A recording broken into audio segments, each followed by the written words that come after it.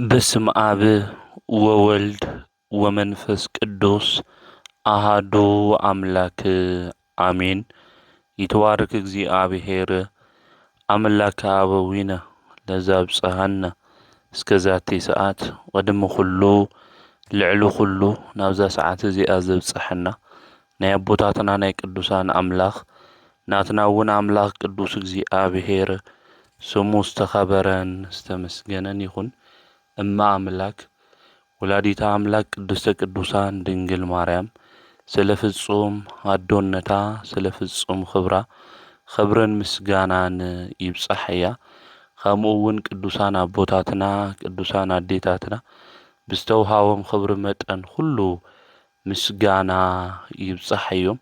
ኣብ ዝተፈላለየ ዓለም ኮይንኩም እዚ መንፈሳዊ ሚድያ እዚ እትከታተሉ ስድራ እግዚአብሔር ኣብ መስቀል ተሰቂሉ ፍጹም ዝኾነ ሰላም ብዝሃበና ብኢየሱስ ክርስቶስ ፍጹም ሰላም ከመይ ትጸንሑ ከመይ ትኾኑ ሰላም እግዚአብሔር ምስ ኩላትኩም ይኹን። እንኳዕ ናብ ጻዲቁ አቦና አቡነ ተክለ ሃይማኖት ዓመታዊ ክብረ በዓል ብሰላም አብጽሑኩም አብጽሐና። በኦርቶዶክሳዊት ተዋህዶ ቤተ ክርስቲያን መጋቢት 24 ናይ ጻዲቁ አቡነ ተክለ ሃይማኖት በዓለ ጽንሰቶም ዓመታዊ ክብረ በዓል እዩ። ቤተ ክርስቲያን እውን እዚ በዓል እዚ ብፍሉዩን ብድሙቑን ተኽብሮ እያ። ጻዲቁ አቦና አቡነ ተክለ ሃይማኖት መን እዮም? ካብ ጻዲቁ አቡነ ተክለ ሃይማኖትስ እንመሃሮ እንታይ እዩ ዝብል ክንምልከት ኢና። ጻዲቁ አቡነ ተክለ ሃይማኖት ወለዶም ብብወርሑ ናይ ቅዱስ ሚካኤል ዝኽሪ እዮም ዝገብሩ ነይሮም። ናይ ሊቀ መላእክት ቅዱስ ሚካኤል ዝኽሪ እናገበሩ ንእግዚአብሔር ብምፍራሕ ኮይኖም ዝነበሩ ቅዱሳን እዮም። አቦኦም ካህን እዩ። አዲኦም ድማ እግዚአብሔር እትፈርሕያ ኔራ። አቦኦም ካህኑ ጸጋአብ ይበሃል። አዲኦም ድማ ቅድስት እግዚአርያያ እትበሃል። ንእግዚአብሔር እናመስገኑ ንዑ እናፈርሑ ምጽዋት ድማ እናመጾቱ ናይ ሊቀ መላእክ ናይ ቅዱስ ሚካኤል ዝኽሪ እናገበሩ ብፍቕርን ብሓድነትን ይነብሩ ነበሩ። ኣብዚ እዋን እዚ ውላድ ስለ ዘይነበሮም እግዚአብሔር ድማ ውላድ ንክህቦም ይጽልዩ ነበሩ። ናብ እግዚአብሔር እናጸለዩ ብተስፋ ድማ ብትዕግስቲ ኮይኖም ይጸበይዎ ነበሩ። እግዚአብሔር ድማ ራእይ አርኢዎም ነይሩ። እዚ ዝረአይዎ ራእይ ድማ ቅዱስ ሚካኤል መጺኡ ወዲ ከም ዝወልዱ እቲ ዝውለድ ድማ ዝተመረጸ ብጎይታ ድማ ዝተባረኸ ብድንግል ማርያም ድማ ዝተፈተወ ብመላእክቲ ድማ ዝተኸበረ ምዃኑ ነገሮም። ታሕሳስ 24 ድማ ጻዲቁ አቡነ ተክለ ሃይማኖት ተወለዱ። እዞም ሐዲስ ሐዋርያ እንብሎም ሐዋርያ መነኩሴ እንብሎም ጻዲቁ አቡነ ተክለ ሃይማኖት ተወለዱ። ኣብ ገዛ ካህኑ ጸጋአብ ድማ ዓብዪ ሓጎስ ኾነ። ምኽንያቱ ንዘመናት እግዚአርያ ውላድ እየነበራን። ውላድ ብዘይ ምንባራ ድማ ኣብቲ ዘመን እሱ ዝነበሩ ሰባት ብትሰርሖ ሰናይ ተግባር እኳ ተፈተዋ። ውላድ ግን ንምንታይ ስኢና መኻን ዝኾነቶ እናበሉ ይሓሚዋ ስለ ዝነበሩ ጽርፈታ ሁሉ ካብ ልዕሊኣ እግዚአብሔር ዘወገደላ ዕለት ስለ ዝኾነ ዓብዪ ሓጎስ ድማ ኾነ እዩ ዝብል። ዓብዪ ሓጎስ ኮይኑ ድማ ኣብ ሳልሳይ መዓልቲ እዞም ዝተወለዱ ጻድቅ ኣብ ሳልሳይ መዓልቶም አሃዱ አብ ቅዱስ አሃዱ ወልድ ቅዱስ አሃዱ ውእቱ መንፈስ ቅዱስ ኢሎም ንስላሴ ድማ አመስገኑ። ገና ወዲ ሰለስተ መዓልቱ ኮይኖም እምአፈ ደቂቅ ወሕፃናት አስተዳለውከ ስብሐተ ካብዝ ጦቢዩ ካብ ሕፃናት ምስጋና አዳለው ኃይሉ ለባ አምላክ ዳዊት ከምዝ ዘመረ ገና ሕፃን ኮይኑ ወዲ ሰለስተ መዓልቲ ጻዲቁ አቡነ ተክለ ሃይማኖት ንስላሴ አመስገነ። እዚ ነገር እዚ ወለዱ ድማ ተመልኪቶም ብጣዕሚ ተደነቁ። ወዲ 40 መዓልቲ ምስ ኾነ ናይ ስላሴ ውልድነት ንክረክብ ስመ ክርስትና ድማ ንክበሃዎ ናብ ቤተ ክርስቲያን ወሰድዎ። ፍስሐ ጽዮን ኢሎም ናይ ጽዮን ሓጎሳ ኢሎም ድማ ሹም አውፅኡሉ። ነገስታት ዝግዝኡሉ አሕዛብ ዝሰግድሉ ተአምራቶም ካብኦም ፍሬ ዝበዝሕ አቦና ፍስሐ ጽዮን ኢሎም ጸውዕዎ። ፍስሐ ጽዮን ኣብ ኣቦኦም ገዛ ድማ ብስርዓት እዮም ዝዓብዩ ነይሮም። ገና ወዲ 1 ዓመት 3 ወርሒ እናሃለዉ ኣብ ዝነበርዎ ዝተወለድዎ ኢቲሳ ቦታ አውራጅኡ ድማ ቡልጋው ዝኾነ ጥሜት ኾነ እዩ ዝብል። ካብ ሰማያት ደመና ተሰኣኑ ዝናብ እውን ኣይዘነበ እዩ ዝብል። ኣብዚ ግዜ እዚ ናይ ቅዱስ ሚካኤል ዝኽሪ እዮም ዝገብሩ ነይሮም። ነቲ ዝኽሪ እሱ ዝኾን ነቲ በዓል እሱ ዝኾን ዘብልዕዎ ነገር ግን ሰኣኑ። ዝኽሪ ዝገብሩሉ ነገር ስለ ዝሰኣኑ ድማ ብጣዕሚ ሓዘኑ። ካህኑ ጸጋ ዝኣብ ናብ ቤተ ክርስቲያን ኸይዱ ኣብ መቅደስ ኣትዩ ኦ ጎይታይ ኣብ ኢደይ ምንም ነገር የብለይ ናይ ቅዱስ ሚካኤል ዝኽሪ ክትኣጓጎል እዩ ኢሉ ኣብ መንበሩ ተደፊኡ ይበኪ ነበረ። ሰበይቱ እግዚአብሔር እውን ኣብ ገዝኣ በሪ ኾይና ተሓዝን ነበረች። ጦብ ዝጦቢ ሕፃን ፍስሐ ጽዮን ድማ ከም ዝበላን ኣዲኡ እቲ ሕሩጭ ዝሓዘ ኣቕሓ ኣምጽዮ በላ ምስ ኣምጽአቶ ባረኾ 12 ቅርጫት ዝኾን ሕሩጭ ድማ ኾነ። ናይ ቅዱስ ሚካኤል በዓል ድማ ብኸምዚ ብበረከት ተመሊኦም ኣኽበርዎ። እስካብ 7 ዓመቱ አቡኡ እናምህሮ ድማ ንፍስሐ ጽዮን ዓበየ። መዝሙሮ ዳዊት ከምኡ እውን ናይ ቤተ ክርስቲያን ዝነበቡ ብሉያትና ሐዲሳት ሕጉ ድማ ከመይሉ ክሕሉ ከም ዝግብኦ እናምህረ ኣዕበዮ። ናይ እግዚአብሔር መንፈስ ድማ ምስኡ ስለ ዝነበረ እቲ ዝመሃሮ ትምህርቲ ድማ ፈጢኑ ይሕዞ ነበረ። ሕጉ እናሓለወ ብኸመይ መንገዲ ኸመይ ክኸድ ከም ዝግብኦ እቲ ስርዓት እውን እናነገረ አቡኡ ድማ ኣምህሮ። እግዚአብሔር ምፍራሕ ብህይወት ዘመኑ ቀዳማይ ቦታ ክሕዝ ከም ዝግብኦ መንፈሳዊ ስነ ምግባራት ትምህርቲ እናምህረ አቡኡ ኣዕበዮ። ጻዲቁ አቦና እዞም አቡነ ተክለ ሃይማኖት እዚኦም ኣብ 15 ዓመቶም ዲቁና ተቐበሉ። ወዲ 15 ዓመት ምስ ኾኑ ዲቁና ተቐበሉ። ካብ ሊቀ ጳጳስ ጌርሎስ ይብልዎ ከምኡ እውን ቄርሎስ ዝበሃል ዲቁና ተቐበሉ። ዲቁና ተቐቢሎም ድማ በመንፈሳዊ ትግሃት ኾይኖም ከም ቅዱስ እስጢፋኖስ ብንጽህና ብቅዱስና ድማ እየግልግሉ ነበሩ።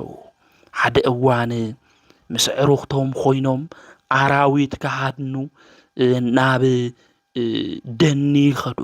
ናፍቱ ቦታ እሱ ክኸዱ እንተለው ቅዱስ ሚካኤል ድማ ተገለጸሎም። ቅዱስ ሚካኤል ተገሊጹ ድማ ከም ዝበሎም ካብ ሕዚ ጀሚርኻ ካብ ኣራዊት ምህዳን ሰቢኻ እንታይ ትገብር እትእክብ፣ ሰቢኻ ናብ ወንጌል መንደር እታምጽእ፣ ናብ መንግስቲ እግዚአብሔር ንክትምልስ ዝተመረጽካ ኢኻ ኣጋንንቲ ምውፃእ ተኣምራት ምግባር ድማ ስልጣን ተዋሂቡካ እዩ ድሕሪ ገዲም ሽሙኻ ተክለ ሃይማኖት እዩ ዝበሃል በሎ ተክለ ሃይማኖት ማለት ተክለ አብ ተክለ ወልድ ተክለ መንፈስ ቅዱስ ማለት እዩ ቅዱስ ሚካኤል ዙሹም እዚ ንፍስሐ ጽዮን ነገሮ በድሕርዝ ድማ ተክለ ሃይማኖት ተባሂሎም ተጸውዑ ጎይታውን ሓዲስ ሐዋርያ ገይረ ሸይሞካ የበሎ ቅዱስ ጳውሎስ ካብ አሳዳድነት አምጺኡ ሐዋርያ ከም ዝገበሮ ሁሉ አምላኽና ቅዱስ እግዚአብሔር እውን ሓዱሽ ሐዋርያ ገይረካየ ወንጌል ድማ ናብ ሁሉ ኸይድኻ ክታምህር ሰሜካየ ቅዱስ ሚካኤል ከም ዝበሎ ሽሙኻ ድሕር ገዲም ተክለ ሃይማኖት እዩ ወሎ ጻዲቁ አቦና ድማ እግዚአብሔር እዚ ምስ በሎ ሓቂ ዝደሊ ብጽድቂ ድማ ዝጓዓዝ ሰውነቱ እግዚአብሔር ብምፍራሕ ዘጌጸት ስለ ዝነበረት እስራኤል ክልተይ ዓመቶም ምስ መልኡ ድማ ቅስና ተቐበሉ አቦኦም ኣብ ዘገልግሉላ ዝነበሩ ደብሪ ድማ ብርግዓታን ብትሕትናን ኮይኖም አምላኮም ቅዱስ እግዚአብሔር እናመስገኑ እናገልገሉ ድማ ነበሩ ናይና አገልግሎት እንታይ እዩ ዝመስል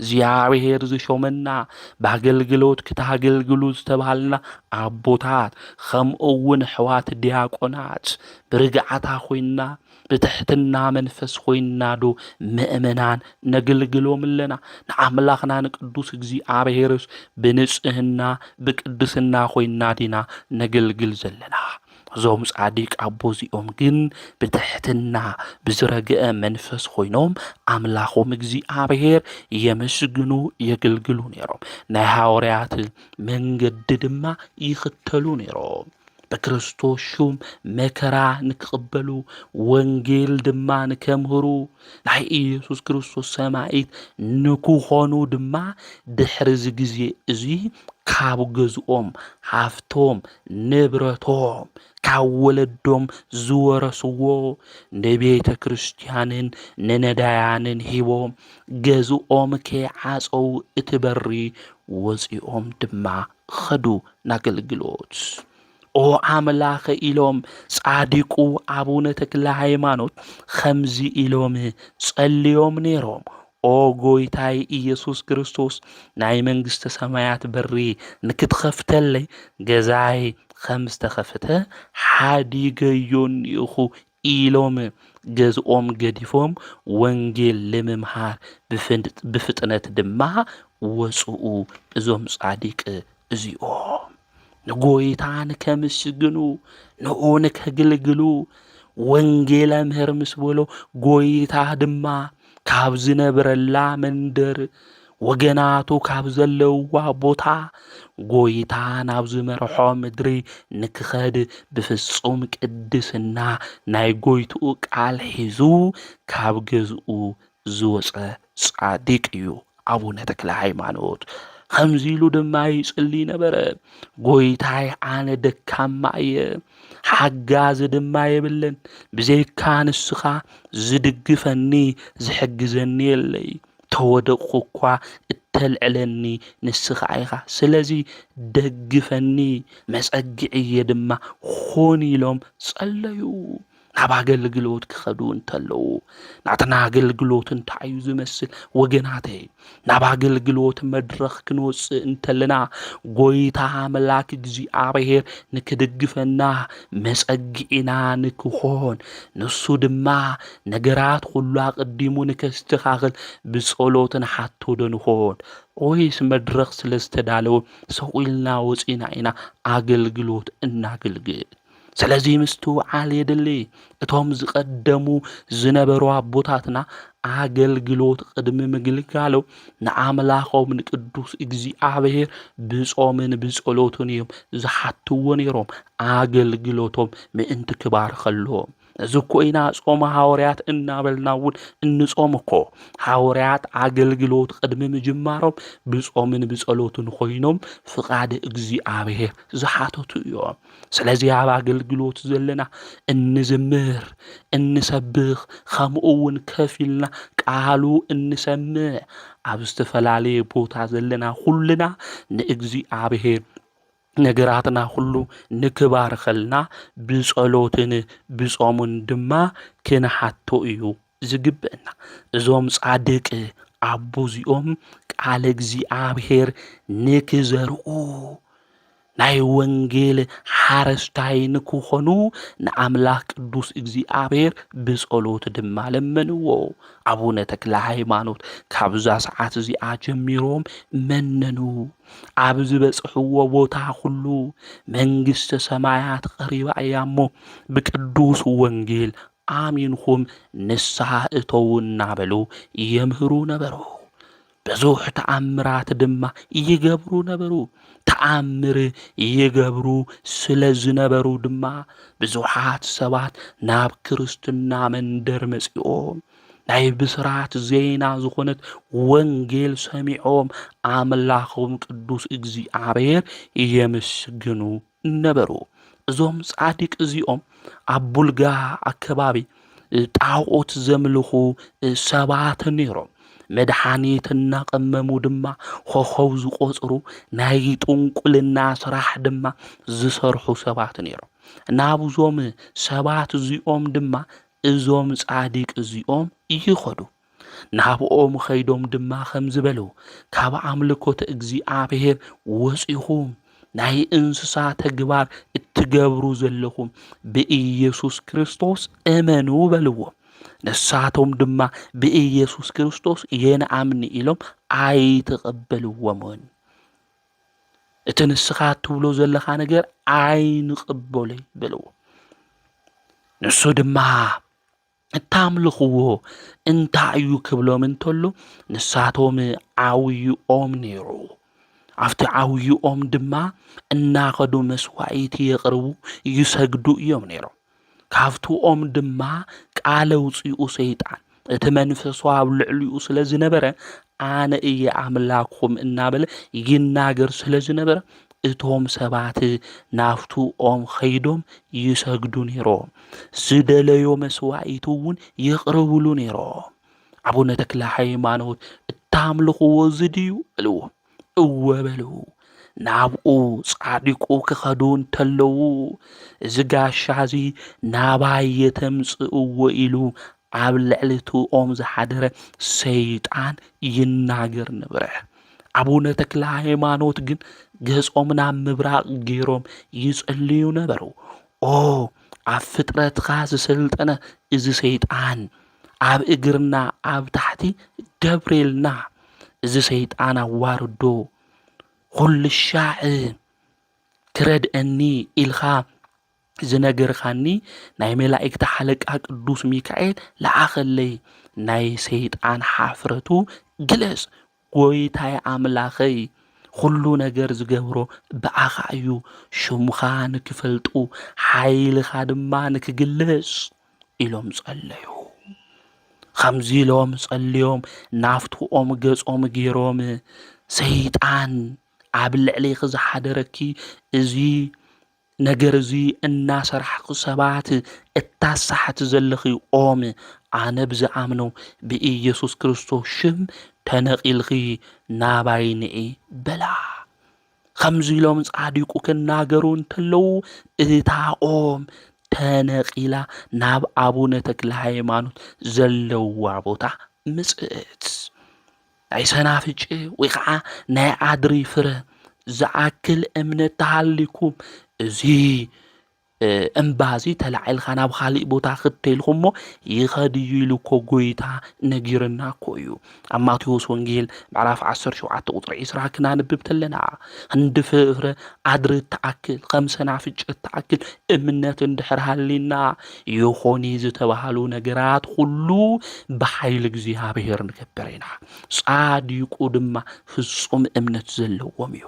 ፍጹም እምነት ሃልይዎም ድማ ብሰውነቶም ክርስቶስ ክርስቶስ ዘኸበሩ ጻድቅ እዮም አቡነ ተክለ ሃይማኖት ነዚ ድማ ዝተኣምር እዚ ገይሮም ንሕና እውን ብህይወት ዘመንና ኩሉ እምነትና ብእግዚአብሔር እንድሕር ጌርና ፍጹም እምነት ድማ እንድሕር ሃልዩና አምላኸ ያባኻ ተደጊፈለኹ ትውክልተ ያባኻ እዩ ኢልና ንአምላኽና ንእግዚአብሔር መጸግዕ እንድሕር ጌርናዮ አይ ሓልፉ ዝበሉ ጸገማት ኣብ ልዕሌና ዝመፁ ሽግራት ሁሉ ተነቂሎም ክኸዱ ከም ዝኽእሉ ምፍላጥ ምርዳእ የድሊ ንዝኣምን ሁሉ ይከኣል እዩ ተባሂሉ ተጻሒፉ እዩ ጻድቁ አቡነ ተክለ ሃይማኖት ድማ ፍጹም ዝኾነ እምነት ከም ፍረ አድሪ ከም ሰናፍጭ ስለ ዝነበሮም እታ ዝነበረት ኦም ሰይጣን ዝሓደራ ንዒ ናባይ ክብልዋ እንተለዉ ድማ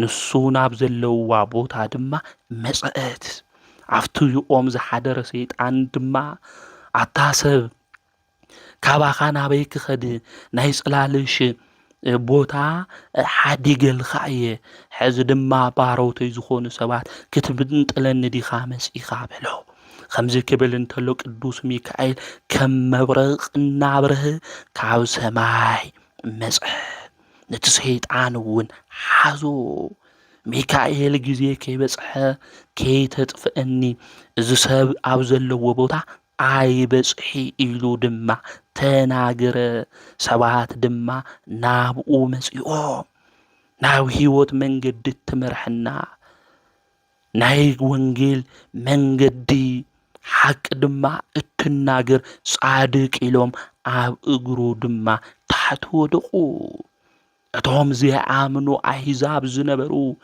ከምኡ እውን ብትኦም ኣብ ልዕሊኡ ብዝሓደረ መንፈስ ዝሰግዱ መስዋዕቲ ዘቕርቡ ዝነበሩ ሰባት ኣብ ትሕቲ እግሩ መጽኦም ወደቁ ኣብዚ ኣብ ራእይ ዮሃንስ ምዕራፍ 3 ቁጥሪ 9 ክናንብብ እንተለና ኣነ ከም ዝፈተውካ ንክፈልጡ ኣብ ቅድሚ እግርኻ ክሰግዱ እዮም ተባሂሉ ተጻሒፉ እዩ እዞም ጻድቅ እዚኦም እግዚአብሔር ዝፈትዎም ስለዚ እዞም ኣሕዛብ መጽኦም ኣብ ትሕቲ እግሩ ድማ እንታይ ገይሮም ሰጊዶም እዮም ናዞም ህዝቢ እዚኦም ኩሎም ድማ ተኣከቡ ንሕና እውን ንስኻ ብተኣምኖ ኣምላኽ ንኣምን ኢና በልዎ ጻድቁ ድማ ወንጌል ምህሮም ናይ ኢየሱስ ክርስቶስ ድሕነት ምድሓን እንታይ ምዃኑ ድማ ነገሮም ብምንታይ መንገዲ ከም ዝተበጀወና ከም ዘድሕነና ነገሮም ነጊርዎም ኣምሂርዎም ቤተ ክርስቲያን ሰርሕሎም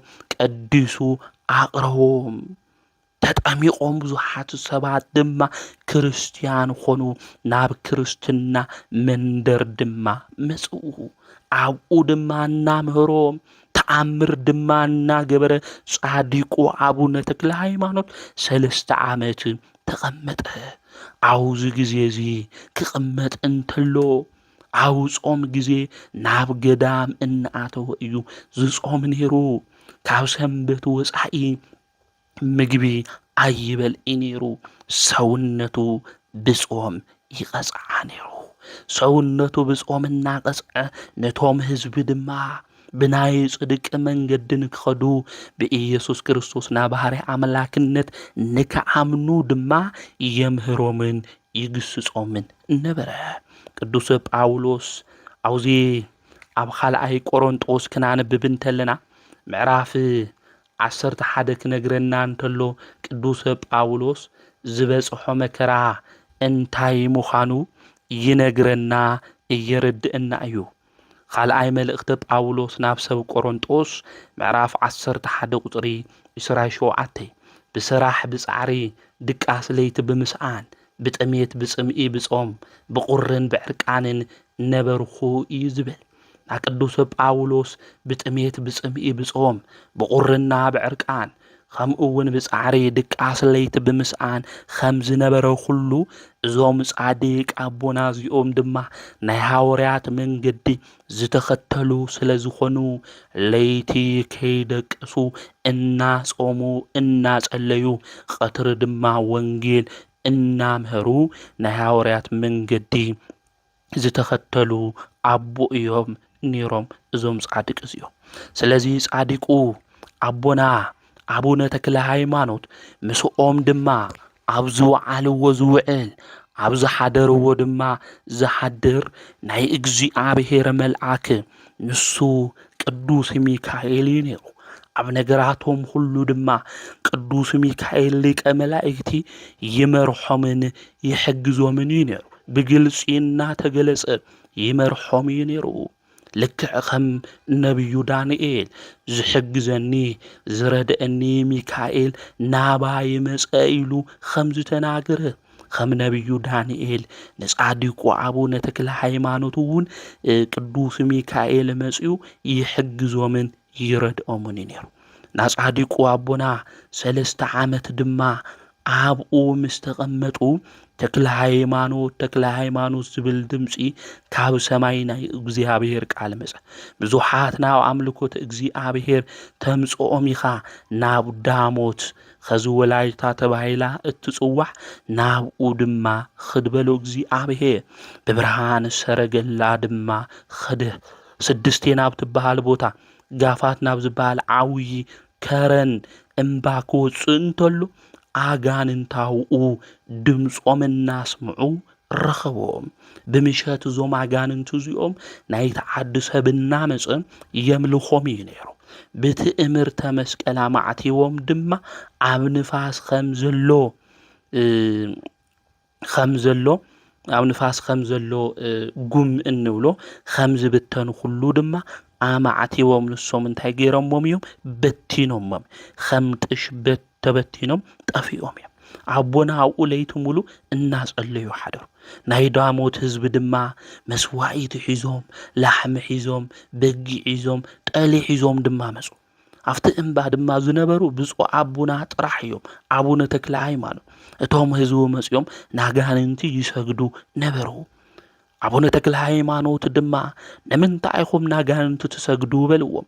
ብወንጌል አሚኹም ንስሓ አቲኹም ናብ ኣምልኮት እግዚአብሔር ዘይትምለሱ በልዎም። ንሳቶም ድማ ከምዚ ኢሎም ተናገሩ፣ እንድሕር ዘይሰገድናሉ ደቅና ይቐትለልና እዩ። ኣነ ክሪኦ ኣበይኒ ኢሎም ጻዲቁ አቡነ ተክለ ሃይማኖት ተናገሩ። ብለይቲ እምበር ብቐትሪ ኣይራእይ አውዝ ግና ይነብር። ኣብ ዝብኢ ተቐሚጡ ሓዊ ተኸዲኑ ከም ክረምቲ ነጎድጓድ ድምፁ እናስምዐ ይመጽእ። ንዑ ድማ ዝኸብዎ ኣብ ፈረስ ዝተቐመጡ ከምኡ ድማ ሓዊ ዝተኸደኑ እኒአው እዮም በልዎ። ጻዲቁ አቡነ ተክለ ሃይማኖት ብሓቂ እዚ ርኹስ እዩ፣ እስካብ ዝመጽእ እስካብ ዝመሽ ንጸበዮ። ኣነ እንድሕር ኣሸኒፈዮ ባባይ ኣምላክ ተኣምኑ ኢኹም፣ ንሱ ተሸኒፍኒ ግን ብኡ ተኣምኑ ኢኹም ወሎ። ዘምልኽዎ ጋኔን ምስ መሸየ ድማ መጽአ። ብትእምርተ መስቀል ኣማዕቲቡ ጻዲቁ አቡነ ተክለ ሃይማኖት ኣብቲ ኣብ ዝብኢ ዝነበረ ጋኔን ድማ ንክወርድ ገበሮ፣ በኒኑ ክጠፍእ ገበሮ። እዞም ኣብ ፈረስ ድማ ዝነበሩ ዝዕጅብዎ ዝነበሩ እዝመን እዩ እናበሉ ተበተኑ። እዝመን እዩ ዘባረረና ዘሎ በሉ። እቶም ህዝቢ እዚ ምስ ረኣዩ ኣምላክኻ ኩሉ ዘሽንፍ ሓያል እዩ እናበሉ ደንጊጾም ኣብ እግሩ ትሕቲ ወደቁ። ብዝፈትወና ብኡ ካብ ኣሸነፍቲ ንበልጽ ኢና ኢሉ ቅዱስ ጳውሎስ ንሮሜ ሰባት ከምዚ ነገሮም፣ ወገናተይ ብትዝፈተወና ሓይልና ብዝኾነ መድኃኒትና ኢየሱስ ክርስቶስ ካብ ኣሸነፍቲ ኩሉ ንበልጽ ኢና። መከራ እኳ ከብጽሑልና እንተበሉ፣ ፈተና እኳ ከምጽኡልና እንተበሉ ሓይልና ንሱ ስለ ዝኾነ ሓይሊ ብዝህበኒ ከም ዝበሎ ብክርስቶስ ኩሉ ክኢልና ካብ ኣሸነፍቲ ሃም ንበልጽ ምፍላጥና ምርዳእ የድሊ እዩ። ስለዚ ጻዲቁ አቡነ ተክለ ሃይማኖት እውን ብሹም እግዚአብሔር ብትእምርተ መስቀል ድማ ኣማዕቲቡ እዚ ሰይጣን እዚ ኣባረሮ። ሓደ ሻዕ ክንጽልይ እንተለና ክፉእ ሓሳብ ይመጽና እዩ። ከፍ ክንብል እንተለና ዘይኾኑ ነገራት እናመጹ ህይወትና ዝርቡሽና ነገራት እኒው። ክርስቲያን ኦርቶዶክሳውያን ክናስተውዕሎ ዝግብአና همز زبلو حسابات اኳ ናባና ክመጹ እንተለው ስመ እግዚአብሔር ጸዊዕና ክናማዕትብ እንተለና በትምህርተ መስቀል እቶም አጋንንቲ ካባና ይውገዱ ምዃኖም ምፍላጥ ምርዳእ የድሊ ክቡር አቦና አቡነ ተክለ ሃይማኖት ወንጌል አምሂሮም እመንዎ አምላኽና ናይ ጠሊ ከምኡውን ናይ በጊዕ መስዋዕት ክትስውሉ አይደሊ ንዑ ስገድዎ አምልኽዎ ንሱ ጥራሕ አምላኽ እዩ ንሱ ጥራሕ ጎይታ እዩ ንሱ ይቀትል ንሱ የድሕን ኢሉ ድማ አምህሮ ንሳተሙውን ናይ አቡነ ተክለ ሃይማኖት ዝተናገሮ ቃል በሓደ ድምፁ ኮይኖም መስከሩ ብዙሓትውን ተጠመኡ ናይ ክርስትና ሃይማኖት ድማ ተቀበሉ እግዚአብሔር ኣብ ልዕሊ ቅዱሳን ድንቂ ስራሕ እዩ ዝሰርሕ ጻድቁ አቡነ ተክለ ሃይማኖት ድማ አብኡ ትሽዓንተ ወርሒ ጸንሑ ትሽዓንተ ወርሒ አብኡ ጸኒሖም ናይ ጣዖት ገዛውቲ ሁሉ ድማ አፍሪሶም ብላታ እምባ ናብ ዝበሃል ድማ ኸዱ ናፍታ ከባብሱ ክኸዱ እንተለው ድማ ጠንቋሊ ዝኾነ ንጉስ ነይሩ ነቲ ህዝብሱ ዝመርሖ ዝጠንቋሊ እዚ ንጉስ እዩ አቡነ ተክለ ሃይማኖት ኣብ ዝነበርዎ ዘመን ሁሉ ዝነበሩ ናይ አምልኮት ጣዖት ብዙሕ እዩ ሰብ ካብ ሰውነቱ ወፂኡ ከም እንስሳ ኮይኑ ንኻልኦት ባዕድ ክግዛእ እንተሎ ዝነበረሉ ዘመን እዩ እዚ ዘመን እዚ ስለዚ ዝጠንቋሊ ንጉስ እዚ ናብ ዘለዎ ቦታ ኸዱ ናብኡ አትዮም ድማ ወንጌል የምህሩ ነበሩ ዝኮ ንጉስ እዩ እግዚአብሔር ድማ አያምልኺ መከራ ከብጽሕለይ ከይበሉ ኣብ ዓለም ከለኹም መከራኒእኩም ብሽመይ ድማ ዝተጻላኣኹም ክትኾኑ ኢኹም ኢሉ ክርስቶስ ኣብ ማቴዎስ ወንጌል ምዕራፍ 10 ለደቀ መዛሙርቱ ከምዚ ተናገሩ ንሱውን ኣብ ማእኸል እቶም ኣሕዛብ ክርስቶስ ዘየምልኹ ስመ እግዚአብሔር ዘይጽውዑ ብዓብይ ድምፂ ኮይኑ ናይ ወንጌል ቃል እግዚአብሔር ተናገረ ዓብይ ተቃውሞ ድማ ገጠሞ ደሙ በአፍንጭኡ በአፉ እስካብ ዝወጾ ድማ ቀጥቀጥዎ እዕጽምቱ እስካብ ዝደቅቕ ድማ ወቕዕዎ ዝሞተ መሲልዎም ካፍቲ እምባ ድማ ናብ ታሕቲ ደብረይዎ ቅዱስ ሚካኤል ድማ አጽናዕንዖ አልዕሎ ቅዱስ ጳውሎስ ከምዚ ይዝብል ኣብ ካልኣይ ቆሮንጦስ ምዕራፍ 11 ቁጥሪ 24 ብዙሕ ግዜ ተኣሰርኹ ብዙሕ ግዜ ተገረፍኹ ብዙሕ ግዜ እውን ኣብ ኣፍ ሞት ዝበጽሕኹ እየ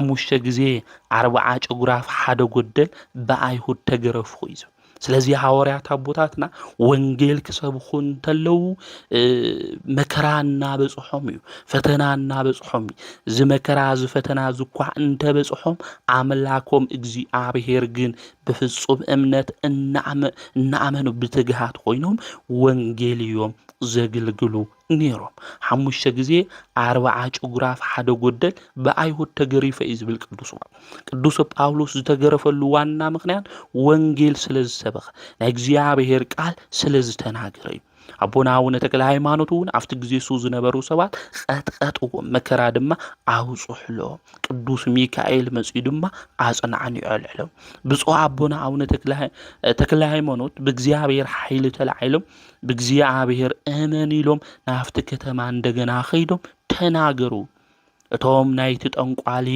ንጉስ ሓሽከር ግን ብዙሕ መከራ አውጽሕሎም አይንምለሲ ድማ በሉ አቡነ ተክለ ሃይማኖት አይንምለሲ ምስ በልዎ አት ምድሪ ዞም ክፉአት ሰባት ተኸፊት ክንክትውሕጥ እዮም በእግዚአብሔር ሹም ወሓጥ እዮም ኢሉ ተናገረ አቤሮንና ዳታን መሬት ተኸፊታ ከምዚ ወሓጠቶም ሁሉ እዞም ከሃዲያን እዚኦም እና ተጠንቋለ ንጉስ ምድሪ ተኸፊታ ድማ ወሓጠቶም እግዚአብሔር የነምልኺ እንድሕር ኢልና ተመለሱ ተባሂልና ልብና እምነ ገይሩ እንድሕር ደንዲና ኮይና መቅሰፍቲ እግዚአብሔር ከም ዝመጽእ ምፍላጥ ምርዳእ የድሊ ወይሃውከም ብመዓቱ ድማ ጸራሪጉ እንታይ ገብሮም እግዚአብሔር ይቀስፎም ተባሂሉ ተጻሒፉ እዩ ስለዚህ እግዚአብሔር በመዓቱ ንከይቀስፈና በምህረት ዓይኑ ድማ ንክርኤና ኣብኡ እምነት ክንኾን ይግባእ ናይሎም ጣዖት ገንዘብ እዩ ናይሎም ጣዖት ወገናተይ እግዚአብሔር ሓዲግኻ ናብ ካልእ ቦታ ምስጋድና መንበርካኽ እዩ ገንዘብ ኢልና ተንበርኪኽና ኢና ንዝሓላፈ ዓለም ይዝኢልና ተንበርኪኽና ኢና ንኽልተ ጎይታ ግን ምግዛእ ንኽእል ንሓደ ጎይታ ኢና ንግዛእ ስለዚ ምስትውዓል የድሊ ገንዘብ በህይወት ዘመንና የድሊ እዩ ነገር ግን ገንዘብ ኢልና ዘይድሊ ተግባር እንፍጽም እንድሕር ሃሊና ግን ካብ ኣምልኮ ጣዖት ስለዚ ይወፃና ናብ እግዚአብሔር ምምላስ መዓቱና መቅሰፍቱ ከይመጽእ በምህረት ዓይኑ ንክርኤና ናብኡ ንክምንምለስ ንኣምላኽና ናይ እግዚአብሔር ቅዱስ ፍቃድ ይሁንላ እዞም ሰባት እዚኦም ግን የንምለሲ ኢሎም እዚ ምስበሉ ድማ ኣምላኽና ቅዱስ እግዚአብሔር ኣቡነ ተክለ ሃይማኖት ብዝጸለዮ ጸሎት ድማ እንታይ ኮይኖም ማለት እዩ ምድሪ ተኸፊታ ኣቤሮንና ዳታን ኣብ መጽሓፍ ቅዱስ እናንብቦ ተኸፊታ ሓምሉ ሓጠቶም ንዞም ሰባት እዚኦም እውን ውሒጣቶም እያ ማለት ምሕረት እግዚአብሔር ኣብ ኩልና ንክኾን ንኣምላኽና ናይ እግዚአብሔር ቅዱስ ፍቃድ ይሁንላ ጻዲቁ ኣቦና ናይ ዳሞት ንጉስ ዝነበረ መቶሎሚ ክፉእ ስራሕ እዩ ዝሰርሕ ነይሩ መጀመርያ ንእግዚአብሔር እውን ክእትው ኣየ ኢሉ ቅዱስ ሚካኤል ብመብረቕ ገይሩ ሰውነቱ ክስንጥቆ እንተሎ ተመልኪቱ ኣእምሮኡ ተሃዊኹ ነይሩ ናንካ ድሕነሎም ንኣቡነ ተክለ ሃይማኖት ድማ ጸውዕዎ ኣቡነ ተክለ ሃይማኖት ድማ ናብኡ ምስ ኸዱ መቶሎሚ ንኦም ምስ ረኣዮም ኣብ ቅርጫት እትዩ ናብ ገደል ደብርይዎም ናብ ገደል ክደብርዮም እንተሎ ቅዱስ ሚካኤል ብክንፉ ስለ ዝሓለዎም ምንም ክኾኑ ኣይኽኣል ተመሊሶም ኣብ ቅድሚኡ ጠጠው ኢሎም ድማ ስለ እግዚአብሔር መስከሩ እዚ ነገር እዚ ከኣምን ይኽኣል ኾይሉ ካልኦት ሓሽከር ልኢኹ 10 መሰኻኽል ልኢኹ ድማ ደብሮም ከምቲ ቅድም ድማ ምንም ክኾኑ ይኽኣል ናይ ዳሞት ሰባት ንምስክር ተዋሂሎም ዝተለኣኹ ካልኦት እንታይ ኾኑ ክርስትና ተቐበሉ ኣምልኮተ ጣዖት ድማ ገደፉ መቶሎሚ ድማ ከኣምን ሃም ዘለዎ ነጊሮሞ መቶሎሚ ድማ ኣመነ 12 ዓመት ሙሉ ወንጌል እናምህረ ናይ ክርስትና መንገዲ እንታይ ምዃኑ ኣብ ዳሞት ድማ ጻዲቁ ኣቦና ኣቡነ ተክለ ሃይማኖት ጸንሐ ማለት ብሃጼ ይኩን ኣምላክ ድማ ካብ ግብጽ ተሸይሞም ዝመጹ ጳጳሳት የነበሩ ታገልግሎት እሱ ዝፍጽሙ ሰባት የነበሩ ጻዲቁ ኣቡነ ተክለ ሃይማኖት ግን እግዚአብሔር ብዝኣዘዞ ስራሕቱ ሁሉ ሰማያዊ ስልጣን ተዋሂቦም አገልግሎቶም ኣብቲ ዘመን እሱ ይፍጽሙ ነይሮም ነዚኢና ሐዋርያ መነኩሴ ዝመረጾም ስላሴ እናበልናውን እንዝምር እዚ እዩ ብምቕጻል ካፍቲ ዝነበርዎ ዳሞት ወይ ከዓ ወላይታ ናብ ኣምሓራ ምድሪ ኸይዶም ድማ አጋንንትን ዝሓደሮም እናፈወሱ ቃል እግዚአብሔር እውን እናምህሩ ኣባ በጸሎተ ሚካኤል ናብ ዘለውዎ ደብሪ ድማ በጽሑ ናፍቲ ደብርሱ ኸይዶም ድማ ተኣምር ይገብሩ ይፍውሱ ስለ ዝነበሩ ሰባት እውን ናብኦም ክመጹ እንተለው ኣብ ልዕሊኦም ኢዶም እናጻዓኑ ድማ እንታይ ገብሩ ይፍውሱዎም ነይሩ ቅዱስ መጽሐፍ እውን ከምዚ ይዝብል ንዝኣምኑ ዝይኽተሎም እዩ ይዝብል ኣብ ማርቆስ ወንጌል ምዕራፍ 16 ቁጥሪ 18 ክናንብብ እንተለና ንዝኣምኑ ዝይኽተሎም እዩ ክብል እንተሎ ኣእዳዎም ኣብ ልዕሊ ሕሙማት እንታንበሩ እቶም ሕሙማት ድማ ይሓዊ እዮም እዩ ዝብል ስለዚ ጻዲቁ ኣቡነ ተክለ ሃይማኖት ድማ ብእግዚአብሔር ዝኣመን እዩ እምነቶም ፍጹም ዝነበረ ስለዚ ንዝኣምኑ ዝምልክት ዝይኽተሎም እዩ ኢሉ ኣትማኒ ሕዚ እዮም ምስ በለ ቀጺሉ ድማ ኢዶም ኣብ ልዕሊ ቶም ዝሓመሙ ሰባት እንድሕር ገይሮም እንታይ ገበሩ ይፍወሱ ይድሕኑ እዮም ጻዲቁ ኣቡነ ተክለ ሃይማኖት እውን ናፍቲ ኣባ በጸሎተ ሚካኤል ዘለዎ ቦታ ምስ ኸዱ ብዙሓት ሰባት ናፍቲ ደብሩ እሱ ክመጹ እንተለው ድንቅ ተኣምራት ኢዶም ኣብ ልዕሊኦም እናዓረፉ ድማ ይፍጽሙ ነይሮም ናይቲ ደብሪ መነኮሳት ድማ እዚ ዝገብርዎ ስራሕ እዚ ሪኦም ብጣዕሚ ድማ ገሪምዎም ድማ እዚ ዝገብር እግዚአብሔር ድማ ኣመስግኑ ጻዲቁ ኣቡነ ተክለ ሃይማኖት ኣብ ሓደ ለይቲ 3650 ጊዜ እዮም ዝሰግዱ ነይሮም 150 ጸሎት ዳዊት ክደግሙ ተሎ ኣፍታ ሓንቲ ዳዊት 10,000 እዮም ዝሰግዱ ነይሮም ማለት እዩ እናዚ ነገሩ መንፈሳዊ ተጋድሎ ድማ እናተጋደሉ ናይ አጋንንት ኃይል ድማ በዓወት እናሸነፉ 10 ዓመታት ድማ ኣብ ደብረ ጎል ወይ ከዓ ኣብ በጸሎተ ሚካኤል ዝነበርዎ ገዳም ድማ ተቐመጡ ምስ ተቐመጡ ቅዱስ ሚካኤል ድማ ተለዓል በሎ ናብ ሃይቅ ድማ ከድበሎ ናብ ሃይቅ ኸይዱ ድማ ናብ አባ ኢየሱስ ሞዓ ዘለውዎ ቦታ ኣብኡ ክኸድ እንተሎ ሃይቅ እዩ ባሕሪ እዩ ተባሕሩ እሱ ግን እግዚአብሔር ኃይሊ ሂብዎም ልክዕ ቅዱስ ጴጥሮስ ኣብ ቅዱስ መጽሓፍ ክርስቶስ ክርኢ እንተሎ ተባሕሪ ከም መንገዲ ገይሩ ከም ዝኸደ እዞም ጻዲቅ ኣቦ እዚኦም እውን ብባሕሪ ከም መሬት ድማ ተጓዒዞም ናፍቲ ገዳም እሱ ኸይዶም ኣብቲ ገዳም እሱ ተጋሃቶም እናወሰኹ ኣብኡ ድማ ተቐመጡ እግዚአብሔር ድማ መልአኩ ልኢኹ ናብ ሰማይ ኣውጽኦ ቅዱስ ጳውሎስ እስካብ ሳልሳይ ሰማይ ከም ዝወሰዶ ሁሉ ኣብ ቅድሚ እግዚአብሔር ድማ ንጻዲቁ ኣቦና ኣቡነ ተክለ ሃይማኖት ጠጠው ኣበሎ ቅዱሳን መላእክቲ ከምስግኑ ከለው ተመልከቱ ካብ ዙፋን ድማ ክፍልኻ ካፍቶም 24 ካህናተ ሰማይ ይኹን ዝብል ሰምዑ ወርቂ ጽንሃ ተዋሂብዎም መበል 25 ኮይኖም ድማ ንኣምላኾም ንእግዚአብሔር ድማ ጻዲቁ ኣቦና ኣቡነ ተክለ ሃይማኖት ሕዳር 24 ታይገሮም እዮም ዓጢኖም እዮም ኣመስጊኖም እዮም ማለት እና እዚ ኣቦና ጻዲቁ ምስራአዩ ድማ ኣገልግሎቶም ብስፍሓት ከገልግሉ ፍቅሪ ክርስቶስ ድማ ኣብ ልቦም ታይኾን ነይሩ ይነድድ ነይሩ ማለት ኣምላኽና ቅዱስ እግዚአብሔር እውን ቃል ኪዳን ኣትዩሎም እዩ ብጣዕሚ እየ ዝፈትወካ ከምቲ ትፈትወኒ ይፈትወካ ሽሙኻ ልዑሉን ክቡርን ክገብሮን እየ ብጸሎትካ ንዝኣምን ስለ ንዓኻ ኢለ ከድሕኖ እየ ዝኽርኻ ዝገብር ኣብ ሰማይን ኣብ ምድርን ከኽብሮ እየ ኢሉ ቃል ኪዳን ድማ ኣትይውሎም ካብ ሰማይ ድማ ናብ ቀደም ኣነባብሮኦም ድማ ተመለሱ ማለት እዩ ናጻዲቁ እዚኦም ኸመይ ኢሎም ናብኡ ኸይዶም ድሕሪ ኢልና እግዚአብሔር ሁሉ ነገር ክገብር ዝኽእል ጎይታ እዩ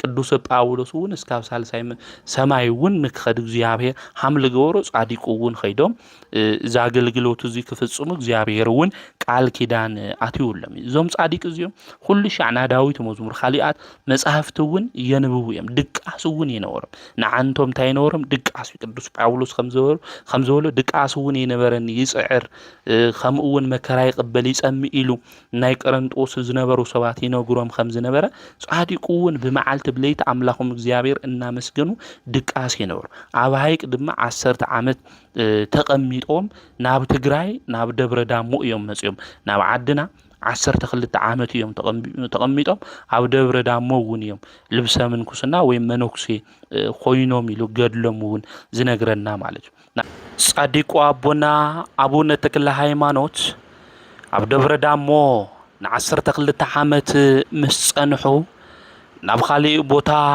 ክኸዱ ደልዮም ደብረ ዳሞ ድማ ከም ንፈልጦ መደየቢኡና መውረዲኡ ገመድ እዩ በቲ ገመድ እሱ ክወርዱ እንተለው ድማ ሰይጣን ነቲ ገመድ እሱ በጥሶ እግዚአብሔር ኣምላክ ድማ 6 ናይ ጸጋ ክንፊ ሃቦም በቲ ክንፊ እሱ በሪሮም ክኸዱ እንተለው ናይቲ ገዳም እሱ መነኮሳት ሪኦም ድማ እግዚአብሔር ኣመስገኑ ጻዲቁ ኣቦና እዚ ናይ ጸጋ ክንፊ እዚ ተዋሂብዎም ክንብል እንተለና ሓደ ሰባት ኸመይ ኢሉ ክኾን ይኽእል ኢሎም ዝዛረቡ እኒኡ ኣብ ትንቢተ ኢሳይያስ ምዕራፍ 40 ቁጽሪ 31 ግን እቶም ንእግዚአብሔር ተኣማሚኖም ዝጽበዩ ግና ይብል ንምንተ ኣማሚኖም ዝጽበዩ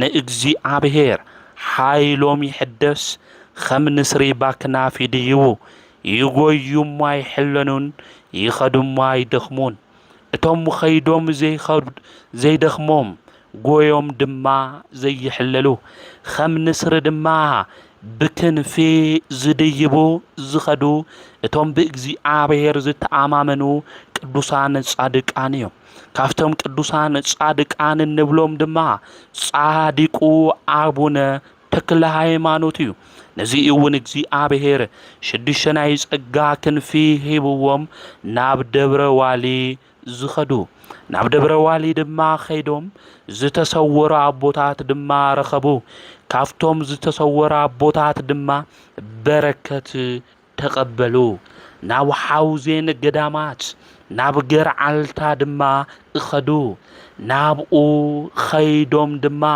ካብ ኣቦታት ቅዱሳት በረከት ተረኪቦም ትግራይ ዓድና ውና ከባቢኣ ወንጌል ኣምሂሮም በረከት ተቀቢሎም ናዮም በረከት ውን ሂቦምና በድሕርዚ በብርሃን ዓምዲ ናብ እስራኤል ኸዱ ኣብ እስራኤል ዓዲ ኸይዶም ድማ ጎይታ ዝተወለደላ ቤተልሔም ረአዩ ጎይታ ዝተሰቀለላ ጎለጎታ ውን ረአዩ በረከት ድማ ተቀቢሎም ናብ ግብፂ ኣስቄጥስ ገዳም ድማ እኸዱ እዞም ጻድቅ እዚኦም ሐዋርያዊ አገልግሎቶም ብዚ መንገድ እዚ ምስ ፈጸሙ ድማ ንበዓለይ ክጽልይኒ ስለ በዓለይ ድማ ጸሎት ክገብርኒ ኣብ ገዳም ኣቴ ድማ በሉ ናብ ደብረ ሊባኖስ ደብረ አስቦ ናይ አቡነ ሊባኖስ ቦታናው ዝኾነት ድማ ኸዱ እዛ ቦታ እዚኣ ድማ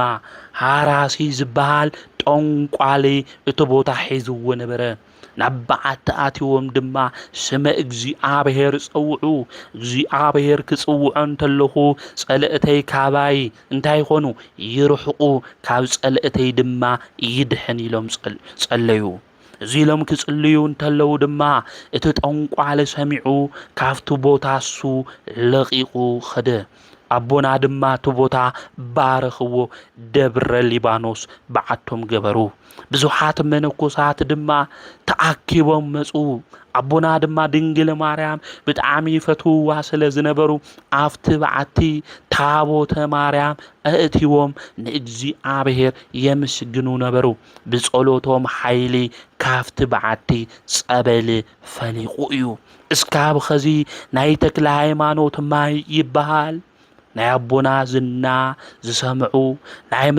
ናይ መንኩስና ርዑት ድማ ንክሽከሙ ብዙሓት ድማ ናብኡ መጹ 29 ዓመት ድማ ኣብኡ ጸንሑ ሰውነቶም ደኺሙ ኣብ ዝነበረሉ ግዜ ኣባዓት ኣትዮም ድማ ጸለዩ ኣባዓት ኣትዮም ክጸልዩ እንተለው ብርክ እግሮም እቲ ሓንቲ ተሰበረች ካብ ጸሎት ብዙሓት ዝተልዓለ በሓንቲ እግሮም ኾይኖም 7 ዓመት ድማ ጸለዩ ጎይታና ኢየሱስ ክርስቶስ ናቦና ተገሊጹ ጉያኻ ወዲእኻ ኢኻ ሃይማኖትኻ ሓልዩኻ ኢኻ ስለ ሹመይ መከራ ተቀቢልኻ ኢኻ ዝኽርኻ ንዝገበረ ብሹምኻ ንዝምሕፀን ቃል ኪዳን ሂበካ ኣለኹ በሎም በዓለ ዕረፍቶም ድማ በጽሐ በዓለ ዕረፍቶም ክበጽሕ እንተሎ ድማ ደቀ መዛሙርቶም ኣኪቦም መኸርዎም خمز دما بلوم دكاي كل منوكسي منغست سمايات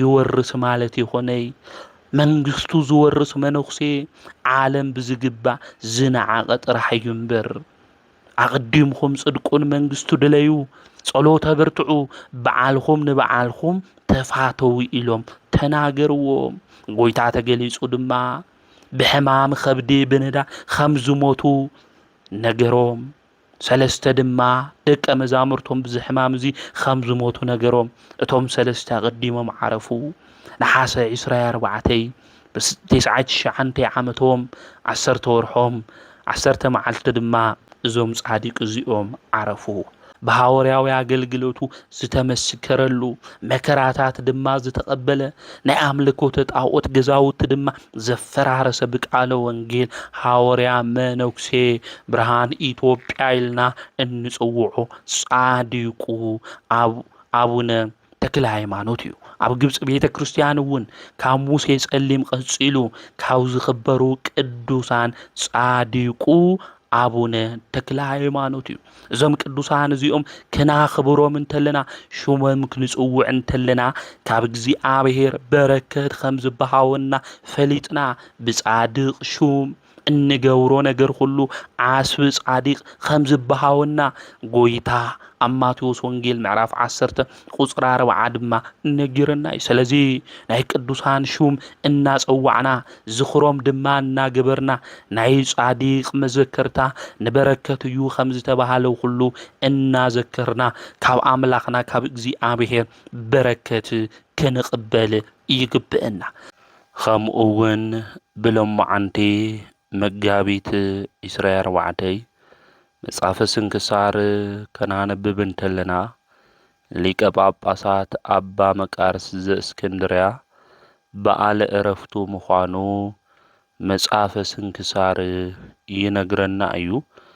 እዚ ቅዱስ ፓትርያርክ ኣብ እስክንድርያ መበል 59 ዝተሾመ ሊቀ ጳጳስ እዩ። እዚ ኣቦዚ ሳብራ ካብ ትበሃል ዓዲ ካብ ንእሽትነቱ ጀሚሩ ኣብኡ እዩ ተማሂሩ። ካብ ብህፃንነቱ ጀሚሩ ድማ ዓለም ኒዕቁ ገዲፉ ናይ ምንኩስና ልብስ ክዳን ክኽደን እዩ ዝደሊ ነይሩ። ናብ ኣስቄጥስ ገዳም ብምእታው ድማ ኣብ ዓብዪ ኣቦ ኣባ መቃርስ ቤተ ክርስቲያን ውሽጢ መንኮሰ። ብተጋድሎ ተጸሚዱ ጽቡቕ ስራሕ እውን ይሰርሕ ነበረ። እዚ መንፈሳዊ ተጋድልኡ እዚ ትሩፋቱ ስርሑ ኩሉ ተገሊጹ ተረኣየ። ንኻልኦቱ እውን ኣብነት ኾነ። ኣቐዲሙ ፓትርያርክ ዝነበረ ኣባ ቆዝሞስ እዩ። እሱ ምስ ዓረፈ እዞም ኤጲስቆጶሳት ተኣኪቦም ብኣባ ቆዝሞስ ሊቀ ጳጳስ ፓትርያርክ ዝኾን መን እዩ ኢሎም ይሓስቡ። ብሓደ ምኽሪ ተስማዕሚዖም ድማ ክኾን ዝግብኦ ኣባ መቃርስ እዩ ኢሎም ከይፈተወ ብግዴታ ኣምጺኦም ሸይሞሞ እዮም። ናብ እስክንድርያ ድማ ክኸድ እንተሎ እግረ መንገዱ ኣብዛ ዝተወለደላ ቦታ በጺሑ እንኡ ድማ ብሂወት ነይረኣያ። ናይዚ ዓለም እዚ ሓላፊ ክብሪ እትጸልእ ከምኡ እውን እግዚኣብሔር እትፈርሕ ሓቀኛ ኣዱ እያ ወላዲቱ። ናብኡ ክትመጽእ ድማ የደለየቲ ክትቕበለውን ኣይወጸቲ። ነገር ግን ንሱ ኣዲኡ ናብ ዘለቶ ገዛ ኸይዱ ተቐሚጣ ትፈትል እንተላ ረኸባ። ሰላም ክብላ እንተሎ ከምዘይፈለጠቶ ኮይና ሱቕ በለት። ኣነ እገለ ወድኽ እየ ኢሉ ተናጊርዋ። ንምንታይ ሰላምታ ሰላም ለይትብልኒ ወይስ የፈለጥኽኒ ዲኺ ይብላ። ኣብዚ ግዜ እዚ ኣዲኡ ከም ዝበለት ኣነስ ፈሊጠካ እየ፣ ነገር ግን ብሊቀ ጵጵስና ክብሪ ካብ ትኾን ተትሞት ይሕሸካ ነይሩ ኢላ ተናጊራ። ኣብዚ ግዜ እዚ ንምንታይ እዩ ክብል እንተሎ ቅድሚ ኸዚ ትሕተት ዝነበረኻ ብናይ ባዕልኻ ኃጢአት ጥራሕ እዩ፣ ካብ ኸዚ ጀሚሩ ግን ብምእመናን ኩሉ ኃጢአት ትሕተት ኢኻ፣ ዓብዪ ሓላፍነት ድማ ተዋሂቡካ እዩ ኢላ ኣዲኡ ትናገሮ። ድሕሪ ዝኽልቲኦም ተሓቋቂፎም ውላድና ኣዶ ይበኽዩ ማለት እዩ። እንኡ ዝተናገረቶ ነገር ብልቡ ሕዲሩ ስለ ናይ ባዕሉ ድሕንነት ናይ ምእመናን ነብሲ ንምድሓን መጻሕፍቲ ብምንባብ ብምምኻር ብምግሳጽ ንክነቕሑ ይገብር ነይሩ። እዚ መንፈሳዊ ተጋድሎ እዚ ድማ ብትግሃት ኮይኑ እዛ ኣቦ እዚ ይፍጽም ነይሩ ማለት እዩ። ኣብቲ ግዜ እሱ ድማ ሓቀኛ ካህናት እናሾመ ኤጲስቆጶሳት እናሾመ ቤተ ክርስቲያን ንክሕልው ንቤተ ክርስቲያን ዝግባእ ገንዘብ ድማ ምንም ማንም ክወስድ ከም ዘይብሉ እናምሃረ ኤጲስቆጶሳት ቀሳውስቱ እውን ንባዕሎም ጥቕሚ ክብሉ ከም ዘይግብኦም ቅዱሳት መጻሕፍቲ ብምምሃር ንምእመናን ናብ ጽድቂ መንገዲ ንከምጽኡ ነፍሳት ከድሕኑ ከም ዝግብኦም እዛ ኣቦ እዚ ይመኽሮም ነይሩ። ብሰላምን ብጸጥታን ኮይኑ ኣብ ማርቆስ ወንበር 20 ዓመት ነይሩ። እዚ ኣቦ እዚ ምስ ተሾመ ኣብያተ ክርስቲያናት ብዙሓት ሃኒጹ እዩ ብለይ ምቁራጽ እውን ብጾምን ብጸሎትን ብቅዳሴን ድማ አገልግሎት እናሃበ ዝነበረ ቅዱስ አቦ እዩ። ብሎሙዓንቲ መጋቢት 24 ድማ በዓለ ዕረፍቱ እዩ። ናይዚ ቅዱስ እዚ በረከቱ ረድኤቱ አማላድነቱ ምስ ኩልና ህዝበ ክርስቲያን ንክኾን ንአምላኽና ንእግዚአብሔር ቅዱስ ፍቃድ ይኹነልና። ዘምሃረና ዝገሰጸና ናይ አቦታትና አምላክ ቅዱስ እግዚአብሔር ስሙ ዝተኸበረን ዝተመስገነን ይኹን። ወስብሐት ለእግዚአብሔር ወወላዲቱ ድንግል ወለመስቀሉ ክቡር።